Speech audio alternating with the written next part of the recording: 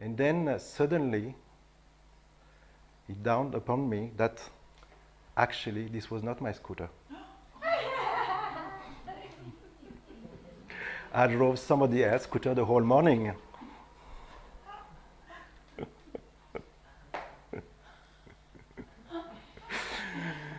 So, and it's really interesting because that illustrates really very much what's happening here today, why we are here.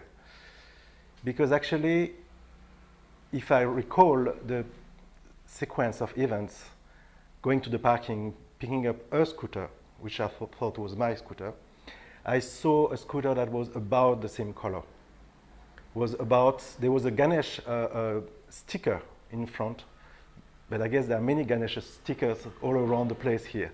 And the color was whitish. There was more or less the same shape. It's a scooter, is a scooter. And the key was fitting inside the thing. So I put the key. There was no doubt it was my scooter. It was the one I rented. So I went on. I picked up Cecilia. We went on the whole thing. If somebody on the way would have stopped me saying, hey, you have my scooter, I would have shouted at him saying, no, that's mine. I mean, I rented it, it's mine. I was sure, I was 100% sure it was the one I used this yesterday and that it was correct because the key was the proof. But actually it was not. So all that to say that if you look at a situation like that, it illustrates what's happening in our lives about this lack of, because we are sure about certain aspects in our life, but they haven't been explored fully. Like I was sure to take the proper scooter, but it was not. It was based on assumptions. So I had an assumption that it's about the same color, about the same shape, and that means that's mine, and blah, blah, blah, blah. So the whole story was based on non-verified, non-explored belief, assumptions, that this was true. It was not true. By going further into the story, I could see that I had all the proof it was not true. So, okay, to finish the story, and after I go back to the metaphor, the analogy. So I went back to the hotel, and I put the scooter exactly where I put it. I saw mine, and I ran away so that nobody could say anything. And the story ended up that way. So that was fine. I have the proper one now, which has been deeply explored. I know the color, I know the shape, I know all the details, so I don't do the mistake again. But do we have this exact approach when we look at our life and we assume that we are an entity, that we are a separate person, that we are whatever concept we can have about ourselves, we have been assuming, because we have some cues. Oh, all my life in this field, in the vision field, there is some legs, two arms, a trunk. There is seemingly a face, but even that I cannot really check. That's another approach that can be done. But and then there is seemingly some sound coming from there, and that there is a feeling that this is a more special part, and this more special part, more seemingly related to who I am, which has been assumed, like the scooter, to be ours, to be actually something that is special, that is different from anything else. So there is a part of the world that we can locate at some place with some features, you know, the touch, a certain visual, a certain thinking process that's happening.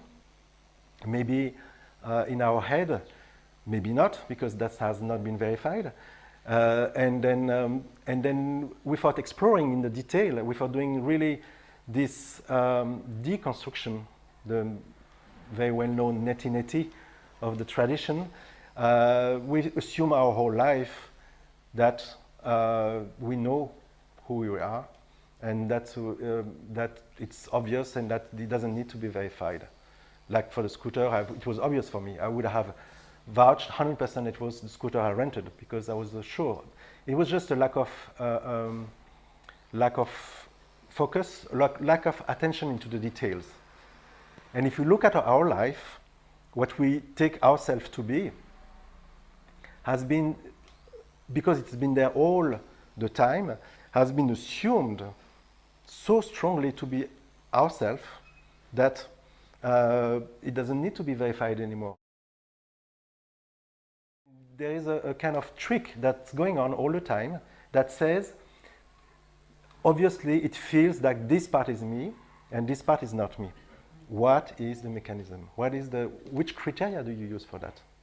Any idea about that?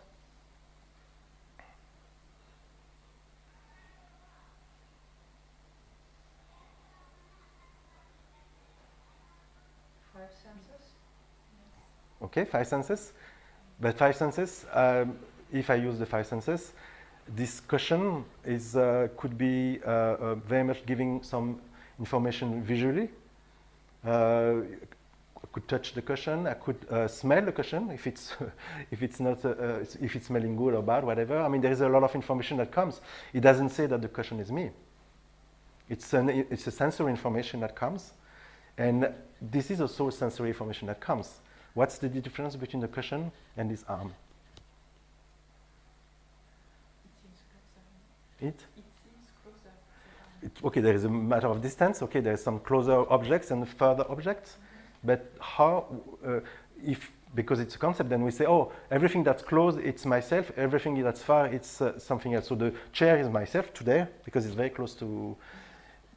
If we use that close far, it's not enough to define what is an entity, what is a separate being here. So what are the parameters that tells us, usually, I'm not saying it's an absolute truth, but at least to enter that zone, to understand what are the parameters that are giving this information, this is me, this is not me.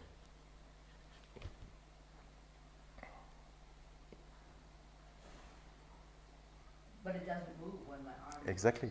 So that's the point. Perfect. That's what the point I'm trying to make. Thank you. Thank you, Jesse. That's exactly the point. The point is that there is this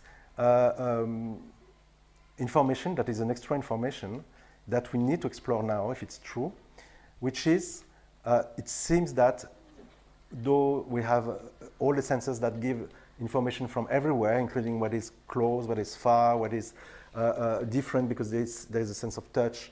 Maybe there is no sense of touch, but it's all sensory information. There is a subset that I can have control, seemingly, and a subset that I don't have control, seemingly. Okay? So that basically it would be the defining parameter that says whatever I can control is me, what I cannot control is not me. Does it make sense?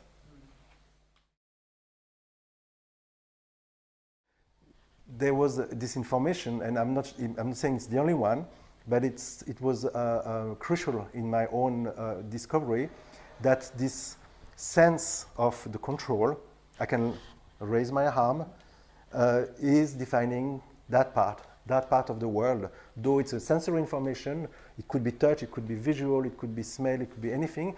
There is something special, and the specialness is this sense of I'm in control of this part of the world. There is a feeling that there is maybe a thought that comes, and then from the thought, there is a center of command, like a mechanism, like a Men in Black. I don't know if you saw Men in Black, the little guys in the head with a button to press and the joystick to control. That controls whatever is coming here, is coming there. Correct? Yeah. And let's see now, let's go one step further to try to figure out now, is it true that I decided to raise my arm? Is it true it's my decision? Is there a control center that is actually doing that? In your own life, whatever is coming, the next word that is going to come out of your so-called your mouth, is it a decision from a specific entity, a specific center of control, or is it something else? But don't jump to the conclusion by just saying what is right, non-dually right. We're exploring together. Because we don't know what you're going to say 10 minutes before. Or even half a second before. Oh, half a second Yeah. I'm just checking right now. I'm practically in our own concrete practical life that this impulse that brings us to doing, raising an arm, saying a word, doing a movement, looking here, looking there, is it coming from our own center of decision, or it's coming from something else that we're going to explore together? It's not. I'm not going to put it under the carpet right now, but that's the thing. And when we look at this center of decision, as Alain said, often the only answer we can have, if we go further and further back into the story, we can say the best guess I can have is that it's unconscious, that it comes from some place where we don't know. But actually, it's also a nice way to put on the carpet a belief and just leave it there. My experience by doing this kind of self-inquiry, because it's in the process of self-inquiry, and that's for Ramesh was the main tool of his teaching, was basically to explore what he called the sense of doership. Okay, sense of doership means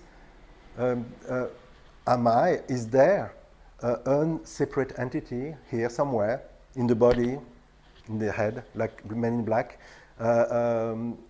controlling whatever is going to come next, a movement, a thought.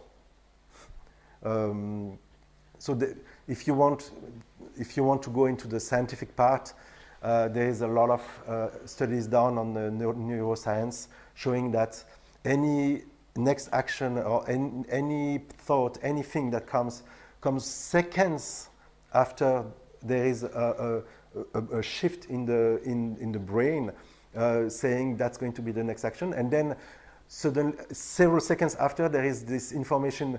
I take the decision to do that, but the decision was already decided. So then we can say it's unconscious, it's before, or we can say, well, this one who says right now I took the decision to say this or to do this is it's just virtual.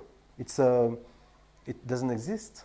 That's the whole exploration with Ramesh to be done to try. We said one thing. The only yoga that he proposed, it's a kind of self-inquiry, is to sit at the end of the day, usually with a glass of wine, because that helps to relax, or whiskey or rum, anything is possible, and to check in our daily actions.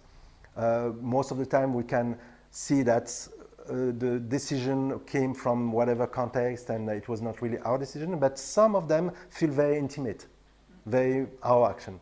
And then to take the one that feels the most intimate, the most personal one, my action, my decision, and to look at that and to try to figure out if they came out of the blue, then that would mean my decision, or if they would be coming out of the context of whatever was happening at that time.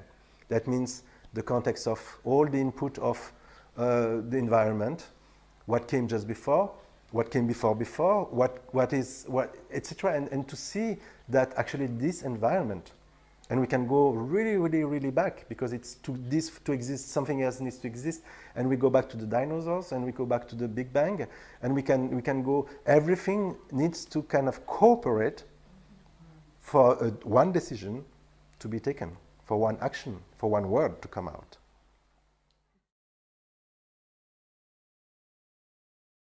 It's all interconnected. So now the danger, there is a danger here in this proposition that all is interconnected, is that to assume, and that's another exploration, but I don't want to go too fast, to assume that they are parts. That means because I can name a body, another body, another body, another body, they exist by themselves, and then I understand that these bodies are interconnected. But it's forgetting that in the first place, there's this mechanism of division that says there are so many bodies. And this is to be, from exploration, this can be discovered to be just practical, to avoid confusion. So if Beatrice asks for water, I don't give it to Alain. And in that case, it's a very practical thing. But in reality, it's not something that can be very useful in our own exploration. You see? It is a kind of situation where we have created the problem and trying to solve it after.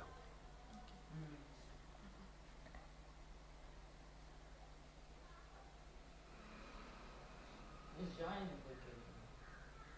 Giant implication, correct. You would feel different. You'd think different. Yes.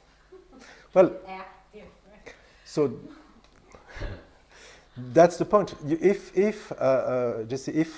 If nothing in our life has been in our control, we can start the first implication. There are two conclusions.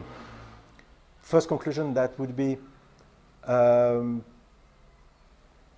then is it somebody that's there that has no control, or just the fact of not having any control is the actual proof that there is nobody there in the first place?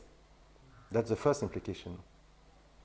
That means when we say I have no control, it feels like being locked in a body that acts by itself, that speaks by itself, and that we are powerless. There is a sense of powerlessness, correct? It's a separate non-doer. It's a separate non-doer, exactly, which is a very uncomfortable situation.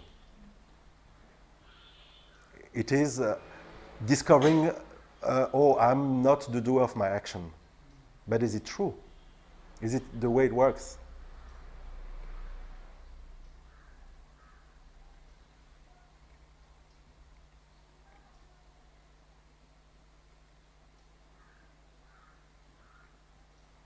Is it not, there is maybe, and you know why I'm using so much maybe and all that is because it has to be playful. If you feel that you feel forced to listen to my words and to assimilate what I'm going to say, there will be so much resistance that it's not going to be going anywhere. It's just dead end, no point. In your own playful and relaxed exploration, is there a way to look at the situation to arrive to your conclusion that, okay, there is clearly, in any case I look at, there is no actual doer. The next word, the next action comes out of the context, out of life itself, life living itself directly, and that the seemingly doer has no control. That's the first conclusion. But the second one that you hinted is that what is the reality of a non-doer? Does it even make any sense?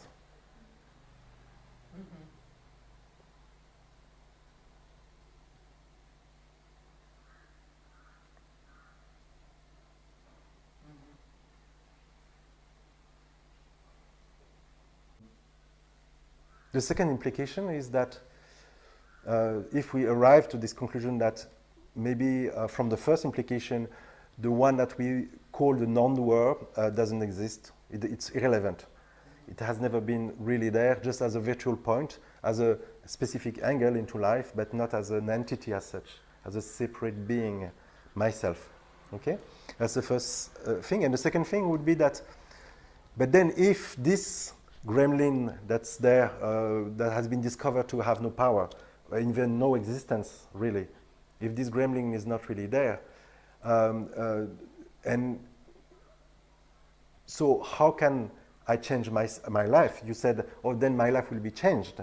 So that would kind of bring a sense of, oh, but then from that conclusion, I can change my life because I see my life in a different way.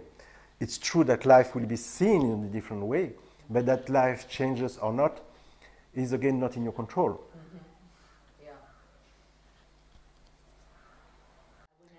So it would be giving a new reading to life, a new decoding of life, and the new decoding would, in a way, quickly bring a different a relationship to life and to the parties of life, I mean the elements of life, where some elements would not be possible anymore. Like shame, for example, will not be a possibility because you know deep down, totally, absolutely, that you've never been the doer of your action. It's just happened from the context. So the shame part, your own shame, will not be arising anymore. The blame will not be arising anymore. The guilt, the envy, etc. Stuff like that. He has a list of items. But anger, I don't think it's part of the thing. Anger can arise. But blame wouldn't arise. Blame, correct. Yeah. Yeah. Again, it's not something that somebody can do and manipulate. Oh, I want to get in this peaceful state that we talk about non-duality. Yeah. It's just the result, or not, but most likely, if it's deep down understood that this separation into a me versus a not me is a fiction, is something that has been a story running in the background all our life, then there would be elements that could not appear in this story of life. This envy, shame, and all that. That's true. But unless there is no ground for that, as soon as there is a belief,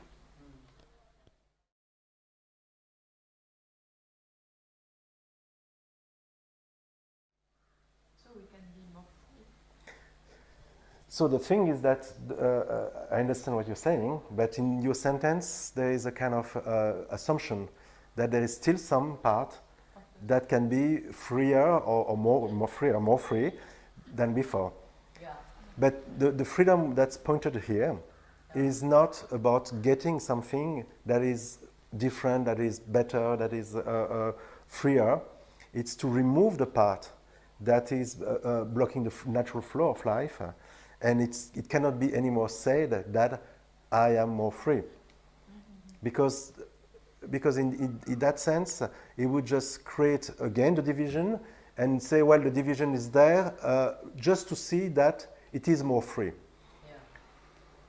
It's true in a relative sense. It's true, but if you look at that, even that is a belief that can be removed. It doesn't need to be there.